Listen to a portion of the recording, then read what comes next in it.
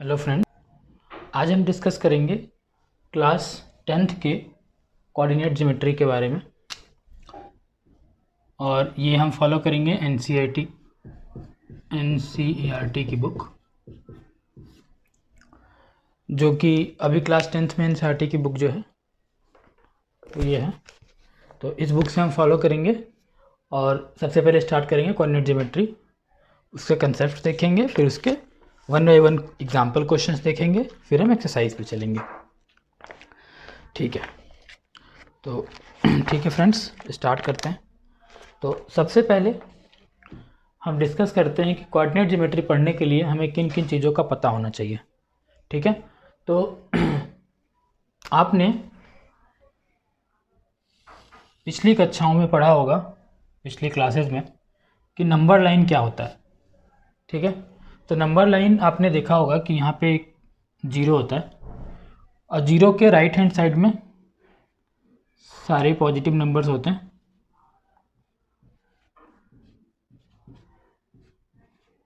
ठीक है, और निगेटिव साइड्स में क्या होते हैं? निगेटिव नंबर्स होते हैं।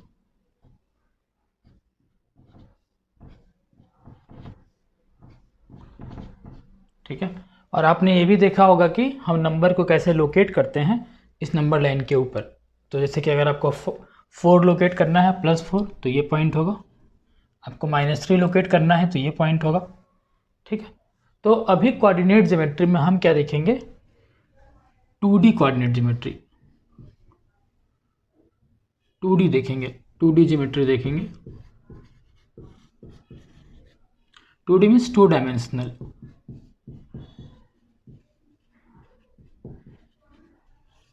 ठीक है, तो अभी जो हमने नंबर लाइन पढ़ा था पहले, वो पढ़ा था सिंगल एक होता था लाइन, उस पर हम नंबर को डिनोट करते थे। इसको हम बोलते हैं एक्स एक्सिस। क्या बोलते हैं? X axis. ठीक है, जीरो के इस पार्ट को बोलते हैं प्लस एक्स एक्सिस और जीरो के इधर वाले को बोलते हैं माइनस एक्स एक्सिस।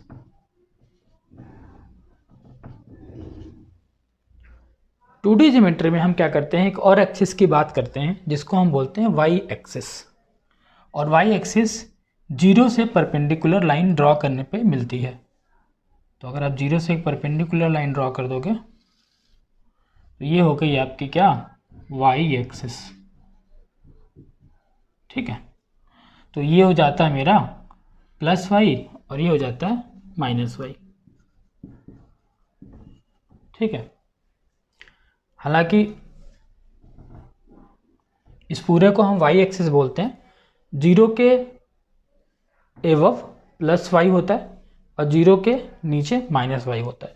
तो अगर हमें क्या करना होगा, इस पे नंबर्स ड्रॉ करने होंगे। तो यहाँ पे होगा 1, यहाँ पे होगा 2, यहाँ पे होगा 3, यहाँ पे होगा 4, यहाँ पे होगा 5। ठीक है, और अगर हम डाउन जाएंगे तो माइनस में होगा, तो यहाँ -1, यहाँ क्या होगा -2, यहाँ क्या होगा -3, यहाँ -4 और यहाँ -5। ठीक है, तो अभी हम दो एक्सिस की बात करेंगे। एक हमारा एक्स एक्सिस हमेशा हॉरिजॉन्टल होता है। ठीक है, और वाई एक्सिस हमेशा वर्टिकल होता है।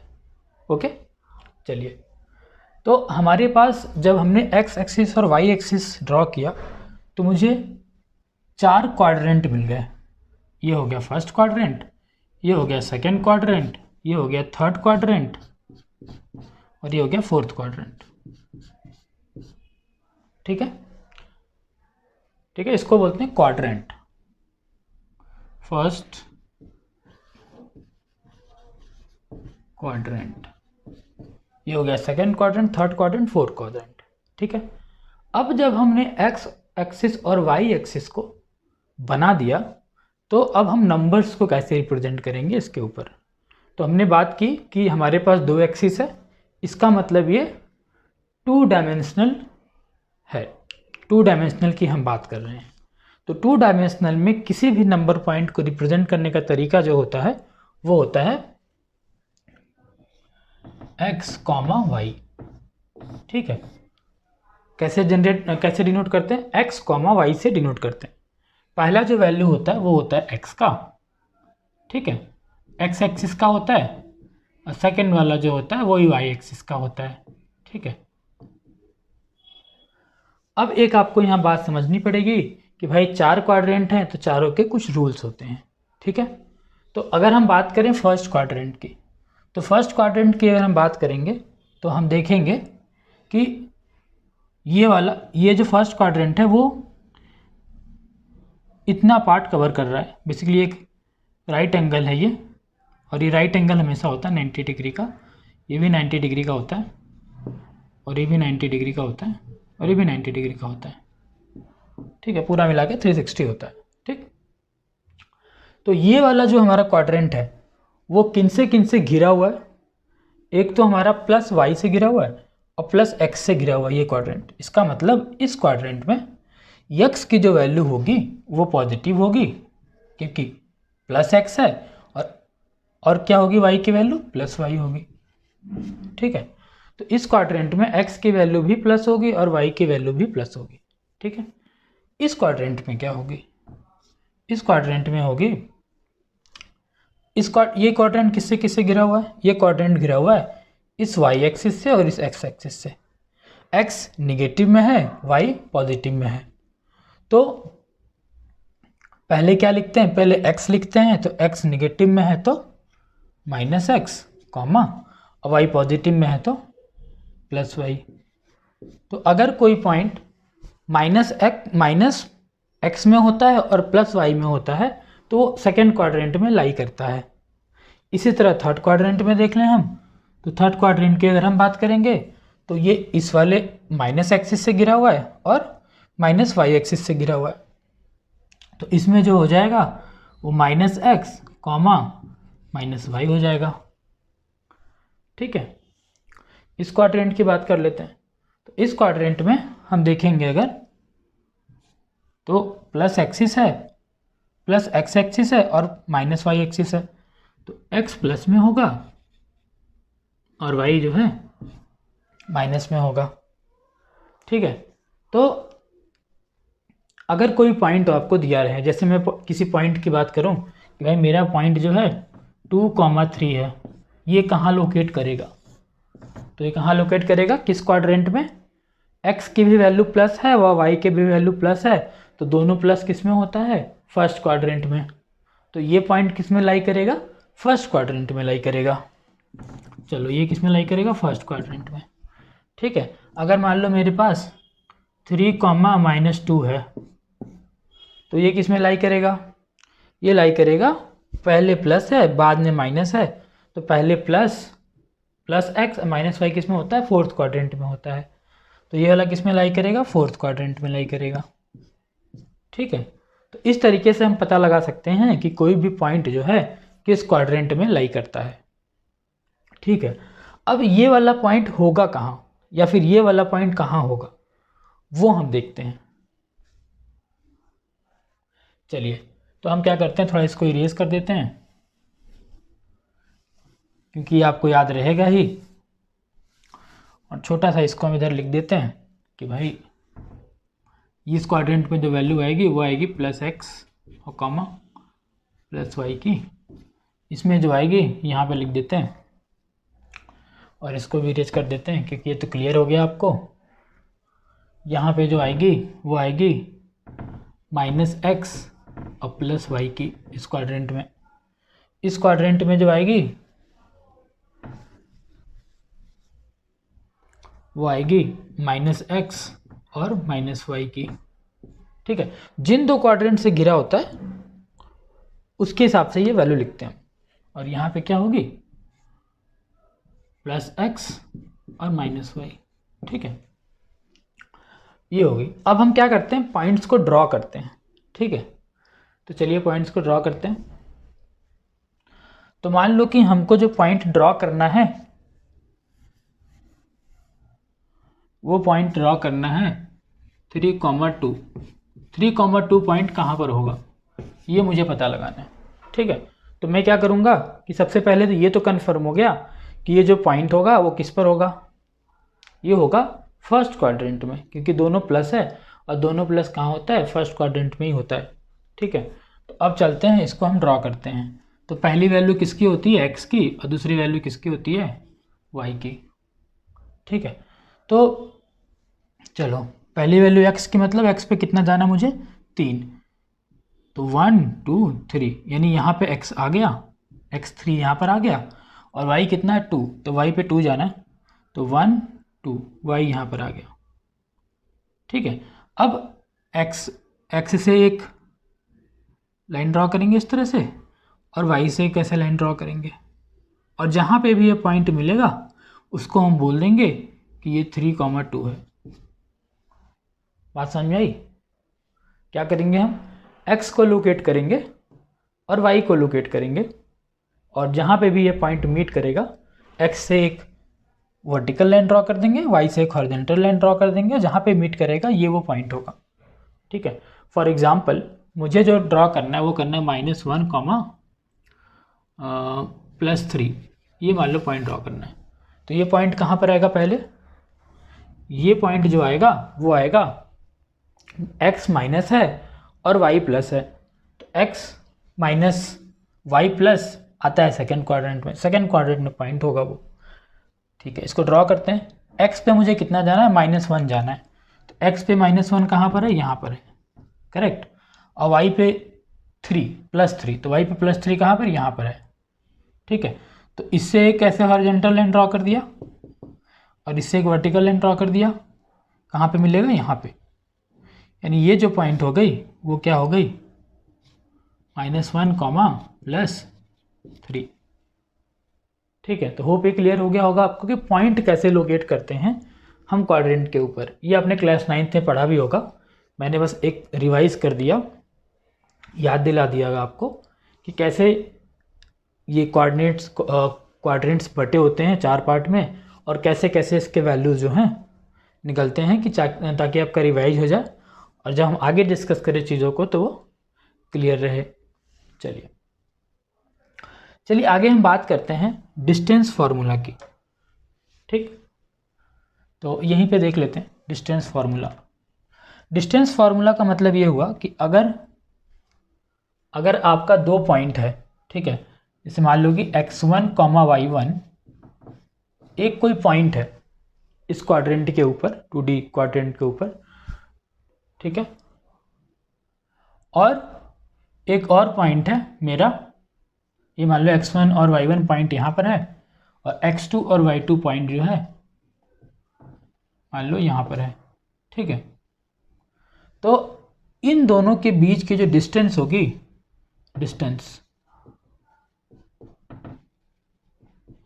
वो कितनी होगी। ठीक है, जैसे मैं अगर इसकी बात करूं तो -1, +3 और 3, 2 के बीच का जो डिस्टेंस होगा यहाँ से यहाँ तक का, वो कितना होगा, वो कैसे पता करेंगे। ठीक है, बात क्लियर हुई? चलो, तो वो हम पता करने की कोशिश करते हैं कि कैसे पता करेंगे। तो इसका फॉर्मूला होता है, आपको याद रखना पड़ेगा, और बहुत ही आसान है। सबसे पहले आपको लिखना होता है रूट, तो फॉर्मूला क्या हो जाएगा, डिस्टेंस इक्वल टू रूट। ठीक है, इसके पहले में से जो भी, जैसे कि आपको 2 पॉइंट दिया हुआ है x1 y1 और x2 y2, तो इसके पहले में से इसके पहले को आप माइनस कर दो।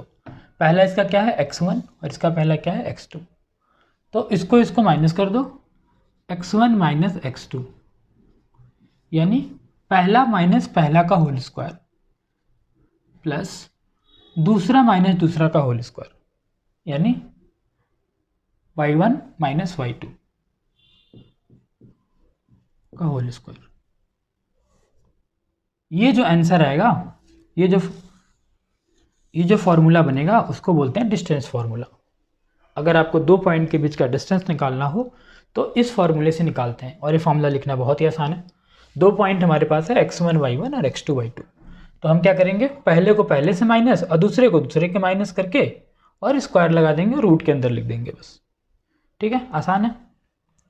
तो चलिए हम क्या करते हैं, कुछ डिस्टेंस निकाल के देखते हैं, ठीक है, कि डिस्टेंस का कुछ आंसर क्या आएगा। ठीक है, तो बुक की तरफ चलते हैं। अब बुक में देखते हैं कि कुछ क्वेश्चंस बुक से उठाते हैं, उसे सॉल्व करते हैं। ठीक है,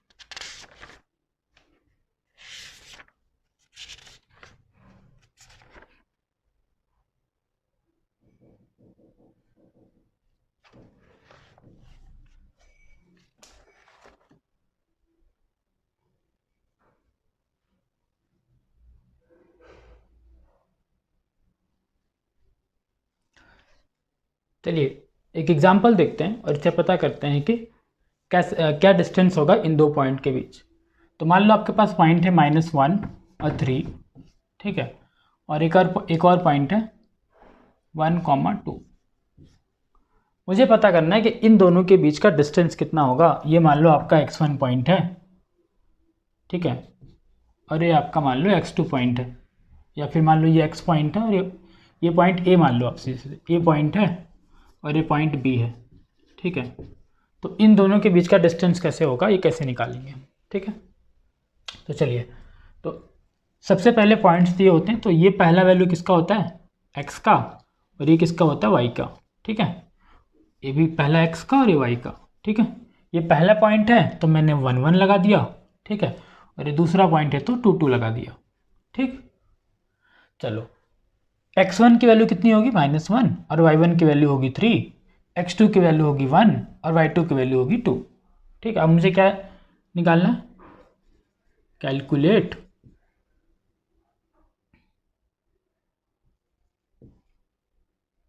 कैलकुलेट द डिस्टेंस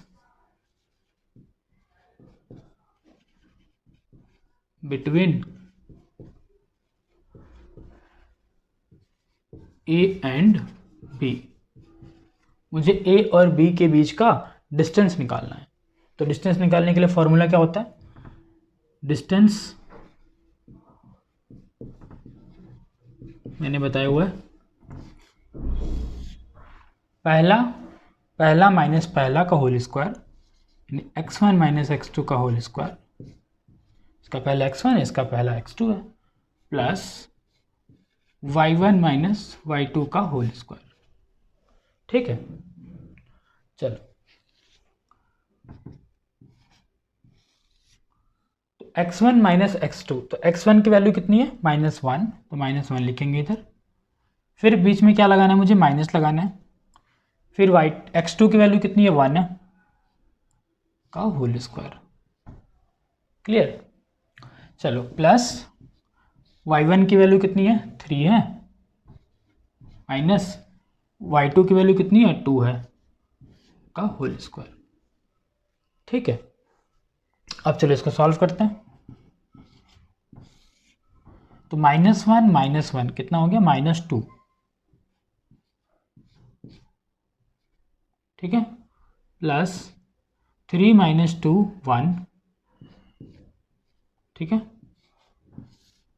तो -2 का स्क्वायर 4, क्योंकि स्क्वायर करने पे माइनस प्लस में चेंज हो जाता है, और प्लस 1 का स्क्वायर 1, यानी कितना आ गया आंसर, √5।